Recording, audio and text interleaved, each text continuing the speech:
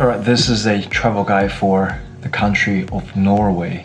I think everyone should travel to Norway at least once if you love the beautiful scenery of nature, if you love rich culture of the Europe, if you love great food, then you definitely need to go to Norway. Even I'm living here in New Zealand, I still think that the view of Norway is such incredible and different than we have in New Zealand here. I started to know Norway, it was like 8 years ago from a about 3 minutes video clip from Facebook, and I was like, goodness me, this place is just beautiful. So Norway will be one of the countries that we're definitely going to visit during this world tour.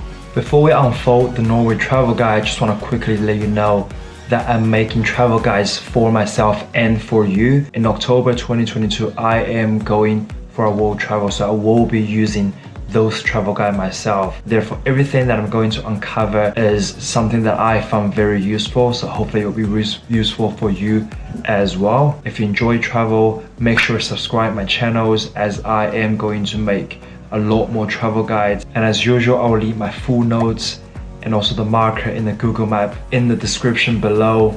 So if you are going to Norway or you are already in Norway, you can find those notes and markers useful. This travel guide, again, I'm going to cover what to see, what to eat and drink, what to try, and a bit of weather in Norway, transportation, and the cost that you should expect if you travel to Norway. One of the scenes that's very rare to see all around the world, but Norway might give you a slightly better edge, is the Northern Lights or the Aurora.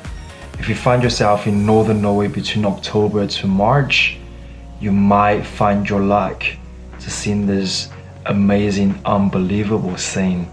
And in Norway, there are many Aurora tours in Tromsø. Just bump up your luck. If you're in Norway, you can't leave without seeing the Aurora. There are so many hiking tracks available in Norway. I've outlined few in my notes. The first one is a very famous Lysfjord, including the Pope Rock.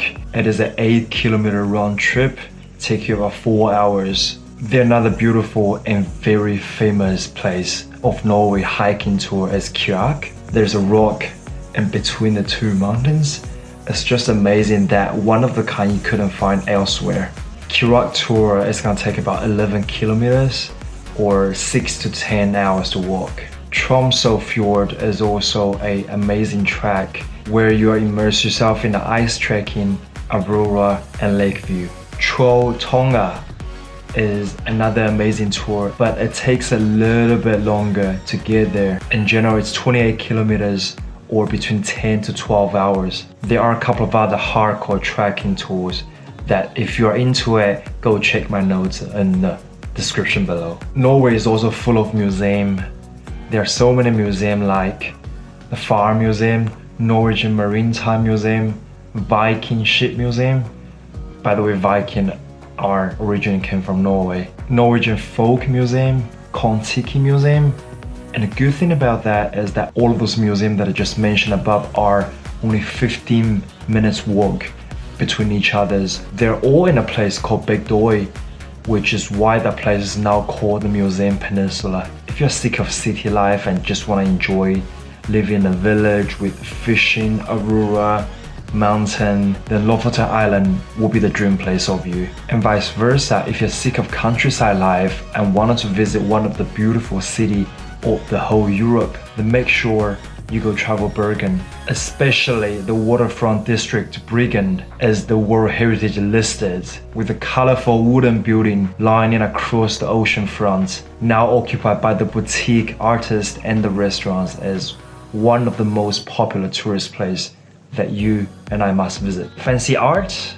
Make sure you visit Oslo. Oslo is now the world-renowned center of the arts and culture. It's got the top-notch museum, art galleries, and the Glacier White Opera House. If you want to find yourself closer to the Antarctica while in Norway, then you have to go Svalbard. It is one of the most remote islands. It's also a visa-free zone, which means anyone from any corner of the world can go there, live and work without any visa requirement. And Svalbard is now a home of people from more than 50 countries of the world. While in there, you enjoy the most isolated view that you cannot see from elsewhere. It is also where Doomsday Sea Vault located. The Sea Vault is worked as a secure backup should the world come to the end, and it's keeping more than 400,000 crop seeds in the vault. While you're in Svalbard, be prepared that you're going to be neighbor of the polar bear. Not this one, but the real polar bear.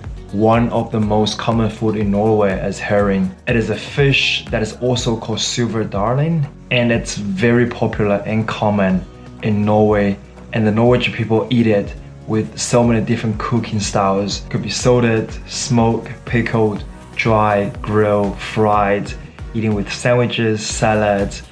Just eat it with anything. If you're a smoker, you have to try snus. Snus is originally from Sweden, and then soon it's banned from selling to the rest of European countries, but now it's getting very popular in the Northern Europe countries, including Norway, where the people chop the dry tobacco leaves, make it like a little pouch. Generally just have the pouch put in between your upper lip and the gun, and then the pouch will self-pasteurize itself, so you don't need to spit it. One of their most famous liquor is called aquavit. It's a herb infused liquor. Back in the old days, the ancient people using herb to treat illness, and because now the aquavit is made of liquor, they also believe that the aquavit itself inherited the healing power, which is why aquavit in the Latin culture is also called the water of life. It is very popular nowadays in Northern Europe and Germany.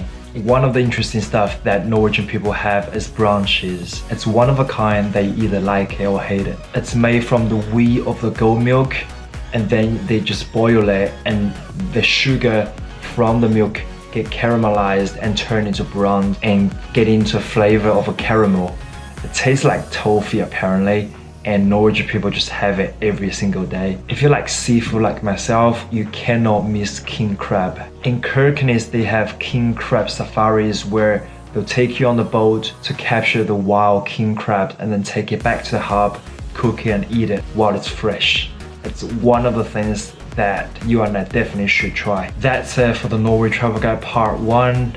Next week I'll cover the rest of the travel guide. If you like it, make sure to subscribe because I'll be making more travel guides. If there are countries that you are interested me to do the travel guide for you, leave in the comment below, and I'll see you on the next one.